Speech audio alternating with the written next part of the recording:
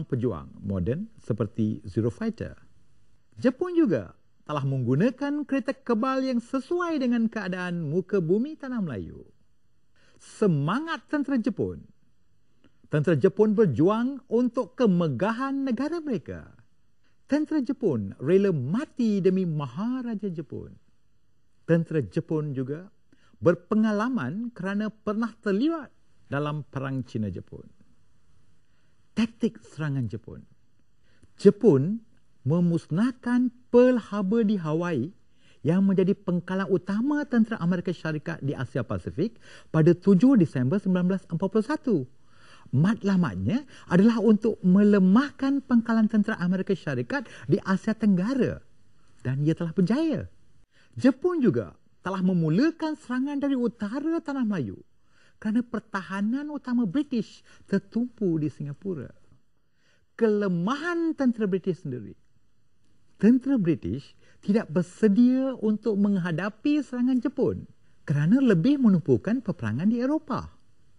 Tentera British juga kurang latihan dan kekurangan peralatan perang. Askar India yang berkhidmat dengan tentera British telah berubah sikap menjadi anti-British. Tumpuan pertahanan British juga hanyalah di Singapura. Sekarang marilah kita lihat pakatan Jepun dan Thailand pula. Thailand telah memberikan laluan kepada tentera Jepun mendaratkan tenteranya dan sebagai balasan Jepun tidak menyerang Thailand. Jepun juga berjanji menyerahkan Kelantan, Terengganu, Kedah dan Perlis kepada Thailand. Peranan Kesatuan Melayu Muda. Kesatuan Melayu Muda juga membantu menyebarkan propaganda Jepun kepada orang-orang Melayu. Kesatuan Melayu Muda memberi maklumat perisikan tentang tanah Melayu. Kesatuan Melayu Muda juga menjadi penunjuk arah semasa kemarahan Jepun.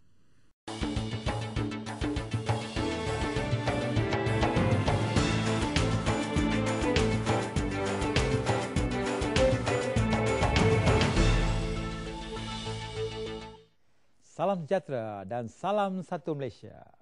Bertemu kembali dalam rancangan e-tuition. Tajuk saya pada hari ini ialah Dasar Pemerintahan Jepun di Tanah Melayu. Jepun telah memperkenalkan pelbagai dasar untuk mencapai matlamat imperialisme mereka di Tanah Melayu. Setiap dasar yang diperkenalkan mempunyai muslihat tertentu.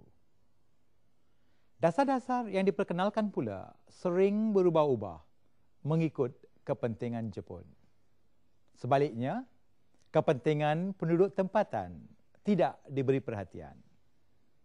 Rakyat tidak pernah dibenarkan bersuara. Marilah kita lihat pentadbiran Jepun di Tanah Melayu. Pemerintahan Jepun bercorak tentera di Tanah Melayu, Sarawak dan Sabah. Tanah Melayu dikenali sebagai Malai Baru, Melayu Baru. Singapura dikenali sebagai Shonan, Cahaya Selatan. Pentadbiran Singapura telah diasingkan daripada Tanah Melayu. Selain dari itu, pentadbiran Jepun di Tanah Melayu terbahagi dua, iaitu pentadbiran pusat dan pentadbiran wilayah. Pentadbiran pusat. Jepun telah menggabungkan Tanah Melayu dengan Sumatera di bawah pentadbiran pusat. Diketuai oleh pengarah agung yang berpusat di Singapura, dibantu oleh Mahkamah, Biro Pentadbiran dan Majlis Pusat. Sarawak, Sabah dan Brunei digabungkan di bawah pentadbiran Borneo Utara. Ia diketuai oleh Governor General di Kuching. Pentadbiran wilayah adalah di bawah pentadbiran pusat yang terdiri daripada negeri-negeri. Setiap wilayah diketuai oleh Governor wilayah. Negeri Kedah, Perlis, Kelantan dan Terengganu diberikan kepada Thailand sebagai menghargai kerjasama. Sarawak telah dibahagikan kepada 3 wilayah, Kuching, Sibu dan Miri. Sabah pula dibahagikan kepada 2 wilayah, Jesselton dan Sandakan. Setiap wilayah pula telah diketuai oleh seorang gubernur wilayah. Dan di peringkat daerah, pentadbiran sama dengan pentadbiran British. Mempunyai residen, pegawai daerah, di mana ada 15 buah daerah, dan ketua tempatan. Marilah kita lihat dasar pentadbiran Jepun di tanah Melayu pula. Jepun telah memperkenalkan pelbagai dasar. Dasar Jepun sering berubah mengikut kepentingan mereka. Kebajikan penduduk tidak dijaga dan penduduk tiada hak bersuara. Setiap dasar Jepun mempunyai muslihat tertentu. Apabila Jepun sedar akan kalah dalam Perang Dunia Kedua, barulah Jepun membuat dasar yang memberi kebaikan kepada penduduk. Tujuannya adalah untuk mendapatkan sokongan penduduk tempatan supaya tidak kembali menyokong British. Dasar pemerintahan Jepun boleh dilihat dalam aspek politik, ekonomi dan sosial. Mari kita lihat aspek politik. Dari segi kedudukan Raja-Raja Melayu, Sultan atau Raja tidak lagi menjadi pemerintah negeri. Sultan hanya menjadi ketua agama Islam dan adat istiadat Melayu sahaja. Sultan hanya diberi allowance dan dibenarkan memiliki harta. Dari segi kedudukan tanah Melayu telah dijadikan tanah jajahan Jepun dan bukannya naungan seperti sebelumnya. Majlis Agama Islam pula ditubuhkan hanya apabila Jepun hampir kalah. Majlis Mesyuarat Kerja pula tidak membuat undang-undang. Sebaliknya, hanya berperanan sebagai badan penasihat sahaja. Dari segi ekonomi pula, ekonomi tanah Melayu telah dieksploitasi bagi tujuan kegiatan perindustrian dan membiayai peperangan. Pada masa ini, mata wang Jepun telah diperkenalkan. Ekonomi sara diri untuk pengeluaran makanan harian juga telah digalakkan. Catuan makanan telah dilaksanakan untuk mengatasi kekurangan bahan keperluan harian. Layanan istimewa telah diberikan kepada Kaisha atau Syarikat Jepun.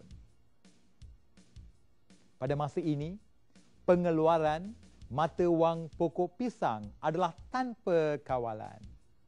Dan Jepun telah mengabaikan perusahaan biji timah dan getah.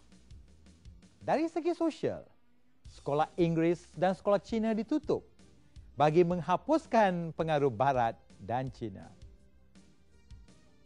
Kesetiaan penduduk tanah Melayu ditumpukan kepada Maharaja Jepun. Dan pada masa ini juga, lagu kebangsaan Jepun, iaitu Kimigayo dinyanyikan pada setiap pagi di sekolah. Bahasa Jepun atau Nippongo menjadi bahasa pengantar di sekolah. Satu ruangan khas belajar bahasa Jepun telah dimuatkan dalam akhbar Fajar Asia.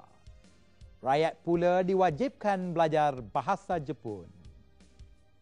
Cuti sempena hari-hari perayaan negara Jepun telah diperkenalkan.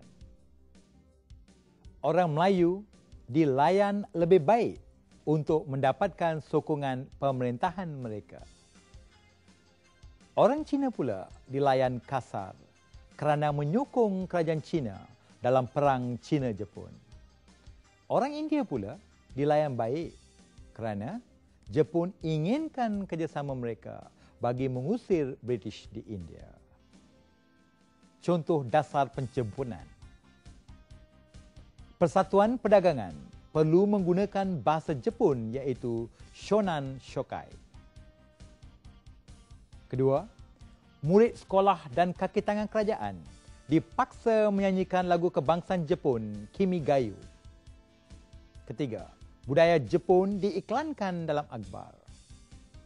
Keempat, stesen kereta api Tanjung Pagar diberi nama baru iaitu stesen kereta api Shonan. Kelima, bahasa Jepun diajar melalui kelas bahasa dan ruangan akhbar seperti Fajar Asia. Keenam, nama-nama negeri, tempat, kedai ditukar ke bahasa Jepun.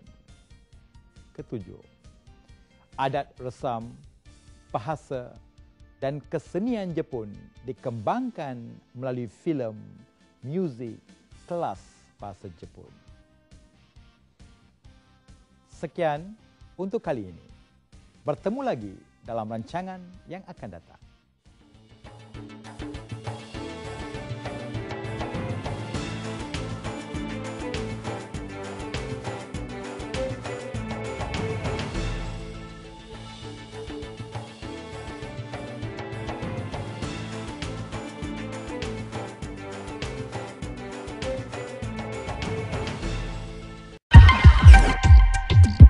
Malaysia News.